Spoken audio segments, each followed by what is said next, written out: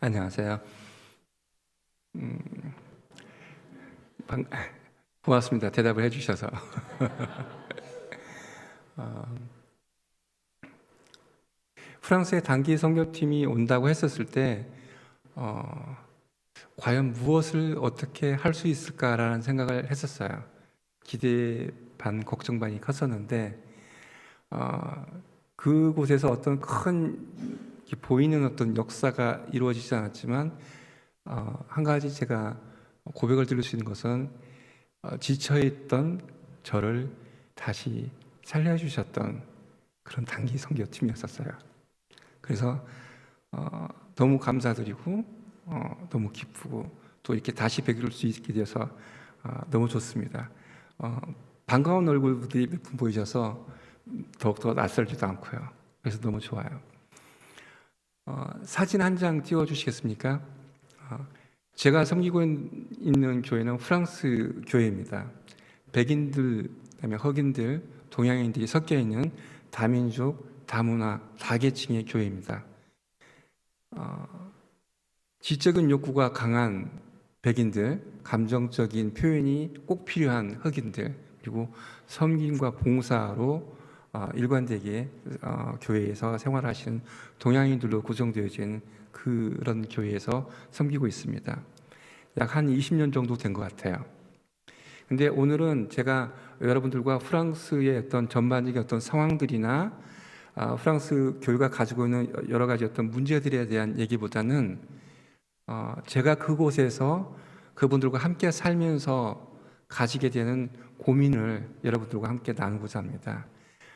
제가 가지는 고민이 또 여러분들이 가지고 있는 그 고민과 같지 않을까라는 생각에서 말씀을 중심으로 나누고자 합니다. 근데 말씀을 나누기 전에 먼저 제가 양해를 좀 구해야 되는 게 한국 설교를 해본 적이 별로 없어요.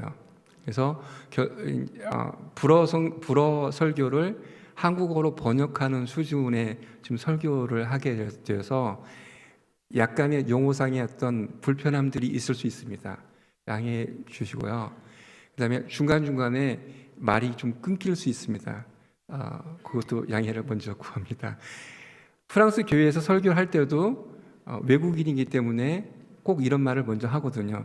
근데 또 여기 와서도 이런 말을 하게 될 줄은 몰랐습니다. 제가 가지고 있는 고민은 사랑에 관한 것이에요.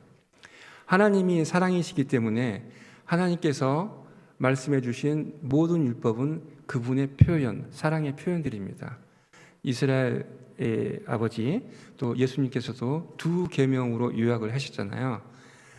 너의 하나님을 너의 몸과 뜻을 다해 섬기라. 내 이웃을 내 몸처럼 사랑하라. 그런데 이스라엘 백성이 이것을 지키지 못했어요. 한 명도 선을 행한 사람이 없었고 의를 행한 사람이 없었습니다. 결국 죽음에 이르렀고 또 2000년 전에 하나님께서 저희들을 사랑하셔서 예수님을 보내주셔서 그를 믿음으로 영생을 얻을 수 있는 그런 기회를 저희들에게 부여하셨습니다. 그래서 여러분과 저는 이렇게 하나님의 자녀된 자로서 또 사랑을 받았던 자로서 사랑을 할 수 있는 그 자격을 가지고서 한 곳에 모였습니다. 그런데 이 사랑의 이 두 계명을 제가 잘 지키느냐, 그 부분에서 답을 못 하겠어요. 잘 못 지켜요. 그럼에도 불구하고 물론 가끔씩 회개는 하지만 충분하지는 않는 것 같아요. 왜 내가 이 하나님의 사랑의 율법을 지키지 못하면서 내 스스로 괴로워하지 못하고 있는가라고 하는 질문에 대해서 변명거리가 아주 있는데 아주 좋은 변명거리가 크게는 세 가지가 있어요. 여러분들도 가지셨을 법한 변명거리입니다. 첫 번째 변명은 뭐냐면 나 정도면 괜찮지 않을까라는 생각입니다. 그렇게 나쁜 사람은 아닌 것 같아요. 그렇게 나쁜 짓을 한 것 같지도 않아요. 혹 제가 나쁜 짓을 한다 할지라도 회개를 하고 또 하나님 앞에 나아가기도 합니다. 좀 노력하는 사람이에요. 그래서 괜찮을 것 같다는 생각이 좀 들어요. 두 번째로는 하나님의 율법이 지켜질 수는 있지만 그게 완전하게 지켜져야 된다라고 생각하진 않아요. 예수님이야 하나님의 아들이시기 때문에 그분이 죄인된 백성들을, 인간들을 자신처럼 사랑하는 것은 너무나 당연하지만 저는 아직도 죄성으로 고민하고 있는 그런 인간이기 때문에 내가 이것을 완전하게 지킬 수 있다라고 생각하진 않아요. 그리고 세 번째로는 나만 그런가?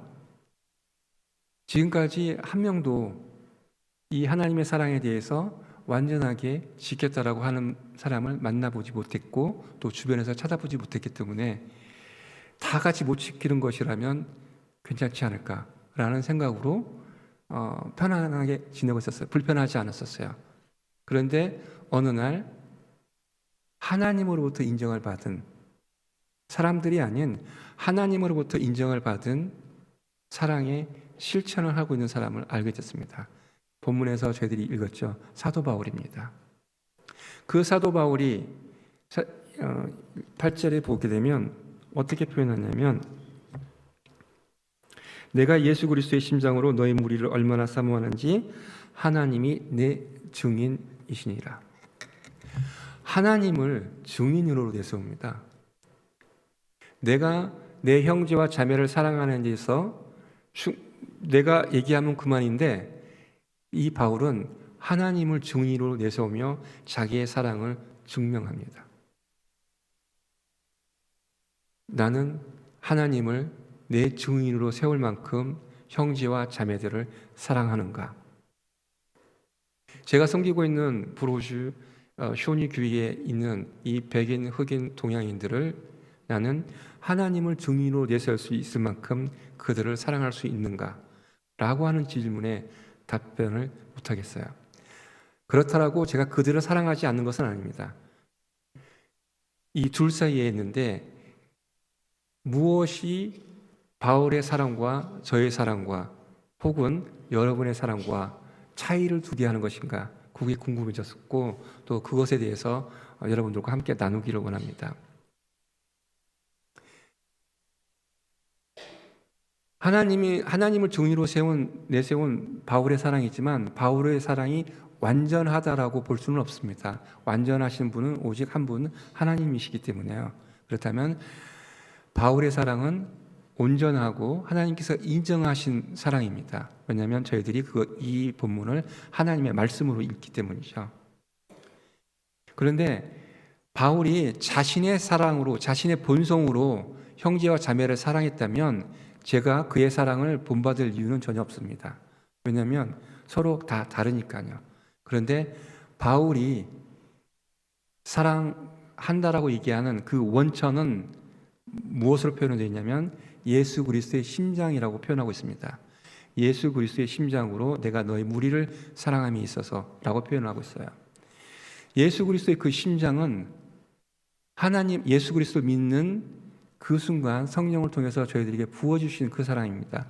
로마서 5장 5절에 의하면 누구나 믿는 사람들이면 다 가지고 있는 그 예수 그리스도의 심장으로 바울은 형제와 자매를 사랑하는데 하나님을 증인으로 세웠는데 우리는 왜 그렇지 못할까? 사도 바울이 그것에 이르게 된 것에 대해서 세 가지 자유함을 빌립보서에서 서술하고 있습니다. 첫 번째로는 교회 그리스도 몸 안에서 자신의 영광을 취하지 않았다는 점, 그리고 두 번째로는 교회 그리스도 몸 안에서 인간적인 조건을 찾지 않았다는 점, 또 세 번째로는 물질적인 자유함을 얘기하고 있습니다. 그래서 이 한 가지씩을 여러분들과 한번 살펴보기를 원하는데요. 육적인 욕망으로부터의 그 자유함이 없으면 충분히 순수하게 자유롭게 그리고 온전하게 사랑을 하기가 쉽지는 않습니다. 첫 번째로 2장 17절을 읽겠습니다. 2장 17절에 어떤 표현이 있냐면, 만일 너의 믿음의 제물과 섬김 위에 내가 나를 전제로 드릴지라도 나는 기뻐하고 너희 무리와 함께 기뻐하리니. 사도 바울이 자신을 전제로 비유합니다. 전제는 제사술 또는 관제라고 표현이 되어지는데 구약의 율법에 따르면 희생 동물을 제사로 드릴 때 그 동물 위에 뿌리는 액체입니다. 포도주가 될 수도 있고 향유가 될 수도 있고 액체가 될 수도 있고 깨끗한 물이 될 수도 있는데요. 이 희생 동물과 액체 사이의 역할과 또 중요도가 다릅니다. 핵심적인 것은 분명 희생 동물이죠. 바울은 빌립보 형제 자매의 믿음을 희생 제물로 보고 자신을 전제로 비유합니다. 다시 말하면 교회 안에서 자신의 위치를 보완적이거나 부차적인 것으로 바라보고 있어요. 그럼에도 불구하고 기뻐합니다. 빌립보 교회는 사실 바울이 세운 교회입니다. 다문화 교회이고요, 다민족 교회이고, 그곳에서의 바울의 위치는 개척자이면서 담임 목사이면서 굉장히 중요한 역할을 많이 하죠. 성경을 가리키기도 하는 인물이니까.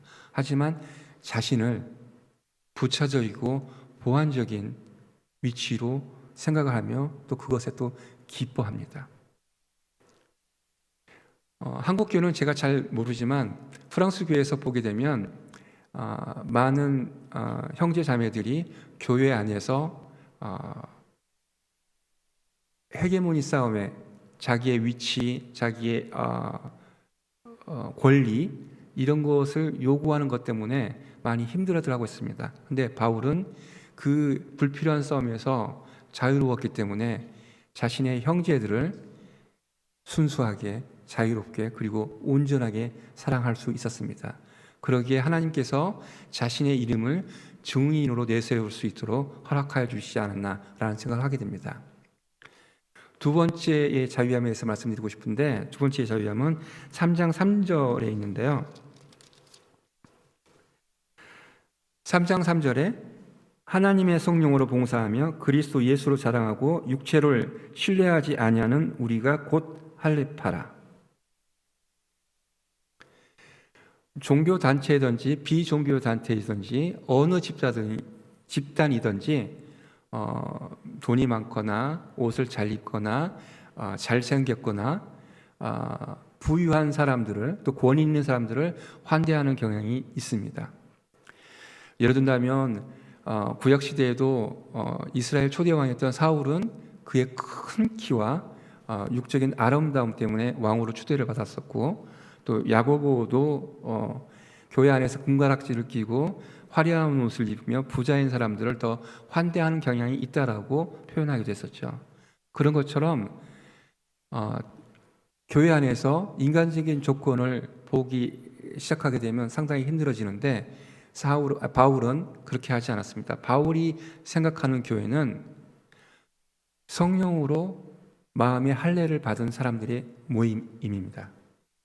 성령으로 예배를 드리는 사람들의 모임이에요.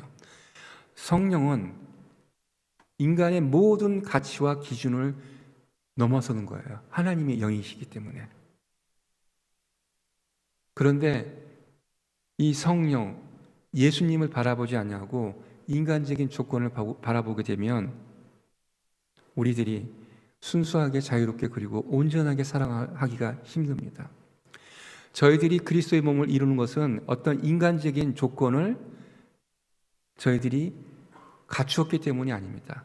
저희들이 어떤 것을 이루었기 때문에 그리스도 안에 들어간 것이 아니라 오직 하나님께서 선택을 해주셔서 저희들에게 성령을 부어주셔서 마음의 할례를 입게 하시고, 그로 인해서 하나님의 자녀가 됨으로 인해서 저희들이 그리스도 몸 안에, 교회 안에 들어가 있는 것이거든요. 바울은 유대인이었습니다. 또 바울은 바리새인 학교에서 구약을 배웠었죠. 바리새인 학교가 그 당시는 최고의 학교였습니다. 로마 시민권자였습니다. 돈으로 산 게 아니고 태어나면서부터 로마 시민권자였어요. 저같이 외국에 살아보거나 또 외국 사람들이 또 한국에도 많이 계시는데, 그분들을 보게 되면 그 시민권을 갖고 있는 게 얼마나 대단한 것이라는 것을 잘 아실 거예요. 하지만 바울은 자신의 육적인 특권을 자랑하지 않았습니다. 그것으로 형제와 자매를 바라보지 않았어요. 그가 바라보았던 것, 그가 자랑했던 것은 3장 5장에서 7절을 보게 되는데 제가 8절 읽을게요. 7절, 8절, 9절. 그러나 무엇이든지 내게 유익하던 것을 내가 그리스도를 위하여 다 해로 여길 뿐더러 또한 모든 것을 해로 여기면 내 주 그리스도 예수를 아는 지식이 가장 고상하기 때문이라.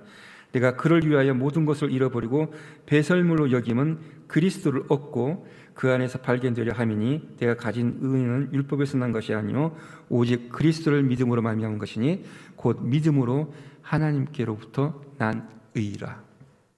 그가 자랑한 사람은 오직 예수 그리스도뿐이었습니다. 예수 그리스도의 눈으로 형제와 자매를 바라보니 그는 자유롭게 그리고 순수하게 그리고 온전하게 형제와 자매를 사랑할 수 있었던 것 같아요. 이 사랑을 하나님께서 인정하셨고 그래서 자신의 이름을 증인의 이름으로 사용할 수 있도록 허락하지 않으셨나라는 생각을 해봅니다. 세 번째로 바울은 재물에 대한 자유함을 표현하고 있습니다. 4장에 보게 되면 궁핍에 처할 때나 부에 처할 때도 자신은 만족한다라고 표현하고 있습니다. 예수님께서 너희들이 하나님과 돈을 겸하여 섬길 수 없다라고 말씀하셨고 또 바울도 디모데 전서에 보게 되면 돈이 모든 악의 근원이라고 표현을 하잖아요. 하지만 사도 바울은 이 재물의 유혹으로부터 자유하였기 때문에 순수하게 자유롭게 그리고 온전하게 자신의 형제 자매들을 사랑할 수 있었습니다. 돈 문제가 얽히게 되면 힘들어집니다. 근데 이 부분에서 사도 바울은 자유로웠어요. 어느 정도로 자유로웠냐면 자신의 형제와 자매들이 하늘의 상급을 받을 수 있기를 원하는 만큼 자유로웠습니다. 이러한 자유함 때문에 하나님으로부터 그가 가진 사랑에 대해서 인정함을 받았고 또 하나님께서 자신의 이름을 내어주시지 않았나라는 생각을 해봅니다. 이처럼 이 세 가지의 자유함을 가지고서 여기 계신 여러분과 제가 서로 사랑할 때 자유롭게 순수하게 그리고 온전하게 사랑을 할 수 있기를 주님의 이름으로 기도합니다.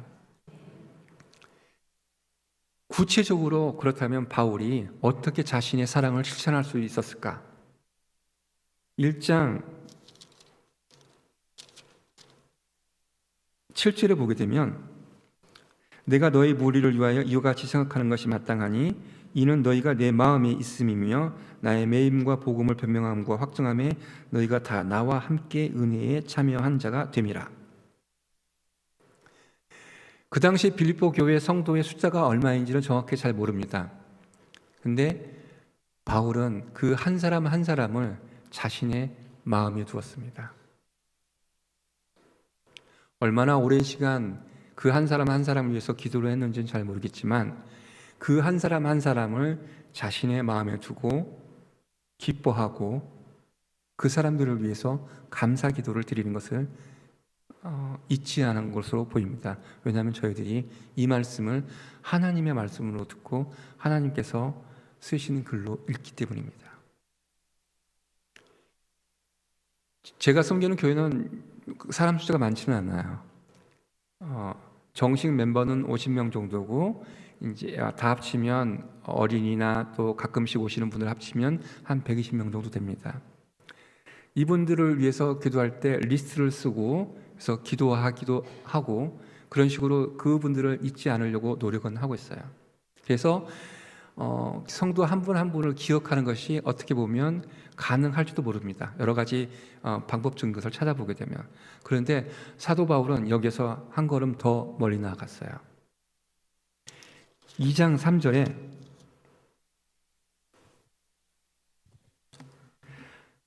아무 일에든지 다툼이나 화용으로 하지 말고 오직 겸손한 마음으로 각각 자기보다 남을 낮게 여기고.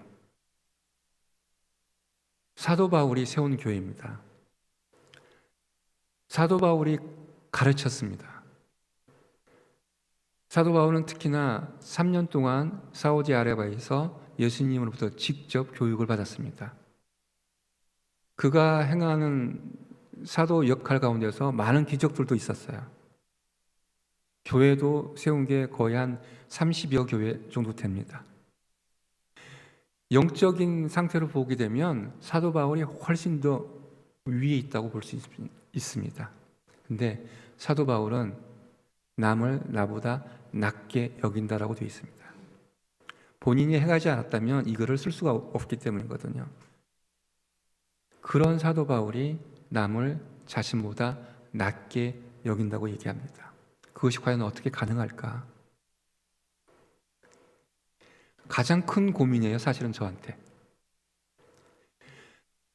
백인들은 자신들의 지적인 것을 표현하기를 굉장히 원하고 역사적인 것들에 대한 자랑이 너무 많아요.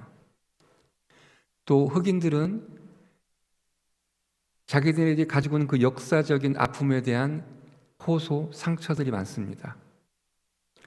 동양인들은 모든 것에 관심을 끊고 오로지 자기들의 어떤 재정적인 안위만을 위해서 살아가는 경우들이 많아요. 그 사람들 사이에서 내가 그들을 어떻게 나보다 낮게 여길 수 있을까? 이게 가장 큰 고민입니다. 그런데 바울은 낮게 여긴다라고 되어 있어요. 그게 어떻게 가능할까? 육적인 가족의 예를 들어보면 좀 쉬울 것 같아요. 부모의 인간적인 조건과 자녀의 인간 조건을 비교해 보면 부모의 인간적인 조건이 훨씬 더 위입니다. 경제적으로도 또 신체적으로도 또 사회 경험적으로 봤을 때도 자녀들보다 훨씬 더 위에 있어요. 하지만 이 부모님들은 자녀들을 위해서 모든 것을 다 희생합니다. 모든 것을 다 감수합니다. 이유는 간단합니다. 사랑하기 때문이잖아요.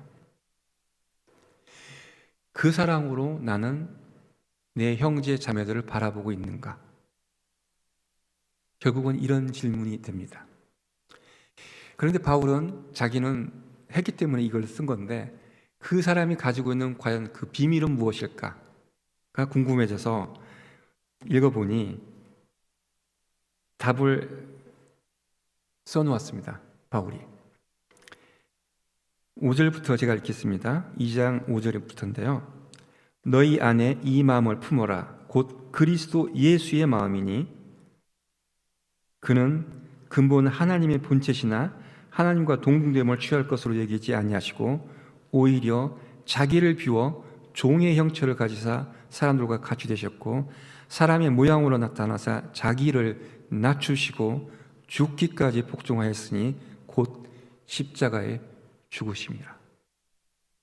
저희를 사랑하셔서 저희를 구원하시기 위해서 저희에게 자유함을 주시기 위해서 저희들에게 영생을 허락하시기 위해서 예수님께서는 죽으셨습니다. 죽기까지 자신을 낮추셨습니다. 이 마음이 사도 바울의 마음의 한 중심에 있기 때문에 자신의 형제와 자매들을 바라보는 데 있어서 순수하게 자유롭게 그리고 온전하게 사랑을 할 수 있지 않을까라는 생각을 해보게 됩니다. 얼마 전에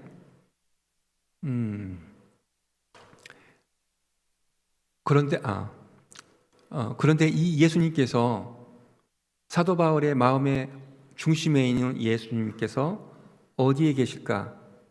물론 하나님 우편에 앉아 계십니다. 하지만 사도 바울은 이 빌립보서에서 예수님이 있는 곳을 가르쳐 줍니다. 1장 6절이에요.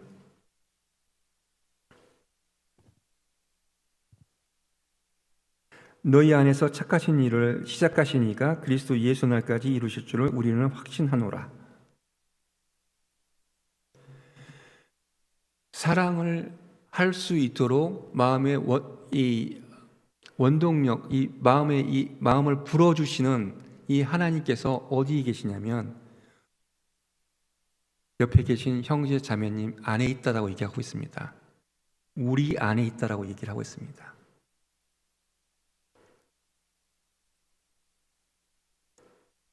그 하나님께서, 그 예수님께서 사랑의 경주에 있어서의 파트너가 되고 있다라고 지금 이 글은 설명하고 있습니다.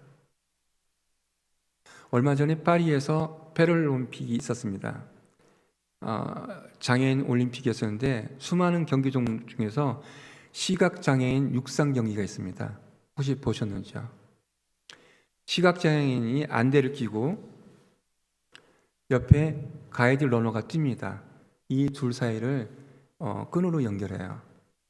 그래서 시각장애인이 가이드 러너를 믿고 의지하면서 마지막까지 뛰는 경기입니다. 저희들이 믿음으로 죄사함을 받고 하나님의 자녀가 되었지만 영적으로는 아직도 장애인입니다. 저희 장애인 된 사람을 예수님께서 지금 같이 뛰고 계세요. 성령을 통해서 저희들을 붙잡고 저희들로 하여금 계속 뛸 수 있도록 하나님께서, 예수님께서 저희들을 돕고 계십니다. 이 믿음의 경주를 놓지 아니하시고 끝까지 완주해서 하나님 앞에 영광 돌릴 수 있는 저희들이 되길 원합니다.